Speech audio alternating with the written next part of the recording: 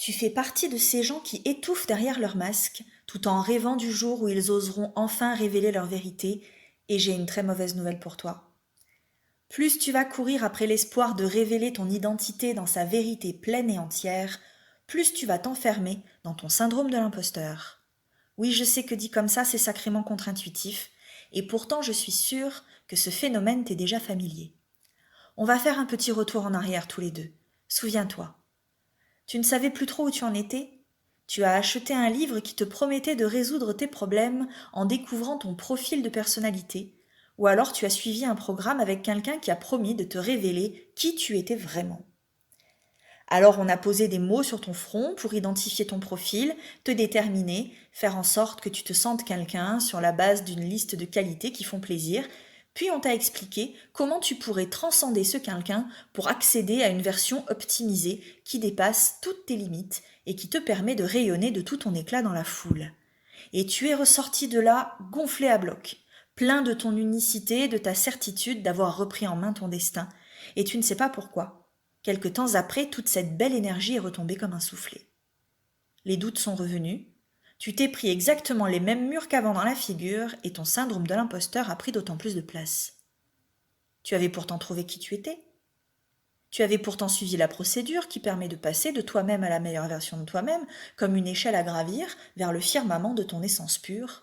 Et là, tu ne le sais pas encore, mais tu es pris dans une problématique purement philosophique. Et tu cherches frénétiquement la sortie, dans un modèle de pensée qui te pousse à osciller entre cacher ton indignité derrière un masque d'un côté et révéler ton essence pure de l'autre. Alors que la clé pour se sentir enfin à l'aise et légitime à sa place consiste à changer radicalement de modèle. Mais pour ça, encore faut-il savoir qu'il en existe un autre. Entendons-nous bien, il y a deux façons de penser ce qu'est un humain. La première consiste à penser que l'humain a une identité, une essence, une liste de caractéristiques fixes qui le déterminent, qui font qu'il est quelqu'un, et que ce quelqu'un est unique. C'est ce qu'on appelle communément être soi-même. La deuxième consiste à penser que l'humain est un construit social plus ou moins mal foutu et en changement permanent, constitué des mêmes matériaux que les autres, mais agencé de façon différente, qu'il n'a donc strictement rien d'unique, mais qu'il est traversé par des enjeux qui sont communs à toute l'humanité. Dans cette vision-là de l'humain, être soi-même ne correspond strictement à rien de précis. Quand on pense qu'on a une essence, qu'on cache derrière un masque et qu'on devrait révéler dans toute sa pureté, on court après le fait de se définir, puis de se transcender soi-même, en pensant le changement comme une échelle sur laquelle on peut se déplacer. On peut devenir mieux ou devenir moins bien, selon qu'on transcende ou qu'on renie son identité. C'est une vision de l'humain extrêmement répandue, celle qu'on retrouve dès qu'il est question de se connaître soi-même, se développer, devenir la meilleure version de soi. Dès que vous entendez ces mots-là dans le discours ambiant, vous savez qu'il est question de croire à l'essence et à la transcendance de soi. C'est un modèle philosophique à part entière, et c'est celui qui est dominant actuellement dans la société occidentale. Seulement voilà, il existe un autre modèle, certes minoritaire mais sacrément utile, surtout quand on piétine depuis trop longtemps avec son syndrome de l'imposteur. Quand on pense qu'on est un construit social, on ne cherche plus à se définir et à se transcender. On cherche à se travailler, à identifier ses enjeux pour les faire bouger en inventant de nouvelles réponses, de nouvelles façons de se positionner dans le monde, de nouvelles façons d'habiter sa place. Il ne s'agit plus de penser le changement comme étant uniquement une échelle qui permet de devenir mieux ou moins bien, mais de le penser aussi et surtout comme un chemin qu'on invente et qui permet de devenir autre. Pas mieux, pas moins bien, mais seulement autre, sans évaluation de mesure. Ça n'a peut-être l'air de rien dit comme ça, mais c'est un changement radical de vision du monde et un autre paradigme de pensée. Jusqu'ici, pour devenir enfin toi-même, tu cherchais à définir ton être pour le faire monter à l'échelle du mieux. Et en faisant ça, tu posais sur toi un regard de jugement et de contrôle. Plus tu te heurtais aux limites du réel, plus tu te désolais de n'être jamais que toi, et plus tu avais envie de te cacher derrière ton masque avant de repartir dans une nouvelle quête du mieux. Et ainsi de suite, jusqu'à épuisement des forces disponibles.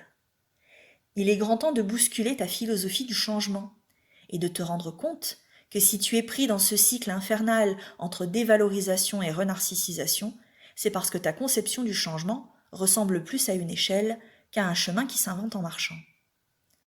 Poser l'échelle dans un coin pour un petit moment, mettre tes pieds sur le sol et apprendre à cheminer dans un monde en 3 dimensions, ça pourrait bien ouvrir des perspectives nouvelles. Si tu apprends à cheminer, ça va changer radicalement la vision que tu as de toi en tant qu'humain parmi les autres. Comme je l'ai dit tout à l'heure, il ne sera plus seulement question de devenir mieux, mais aussi et surtout de devenir autre. Plus besoin de se transcender pour mieux briller dans la foule, à la place, tu pourras travailler tes enjeux pour mieux te relier aux autres à travers ce que vous avez de commun. Au lieu de te cacher derrière ton masque, en rêvant de l'arracher, tu apprendras à en faire une ressource pour jouer à ta manière à tous les jeux qui te font envie. Et plutôt que de t'enfermer dans des définitions closes de toi, tu pourras inventer ta place et ta façon d'exister dans chacune des dimensions de ta vie.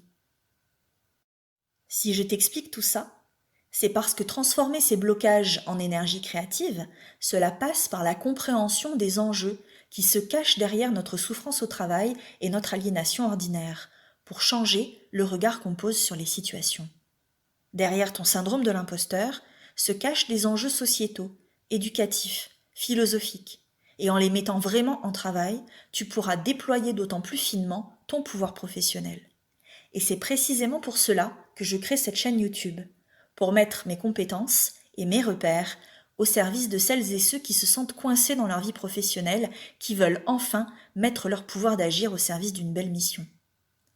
Si cela fait écho quelque part en toi, si tu veux apprendre à cheminer et à penser ta vie professionnelle comme une belle épopée qui a du sens et plus uniquement comme une compétition sans fin, alors abonne-toi et dis-moi en commentaire quel est ce projet qui te tient à cœur, quelles sont ces belles compétences que tu veux mettre au service du monde. Et en attendant, n'oublie pas, il n'est de duperie plus actuelle que de penser la vie comme une échelle. Comment sortir enfin d'un tel guêpier en choisissant le chemin sous ses pieds.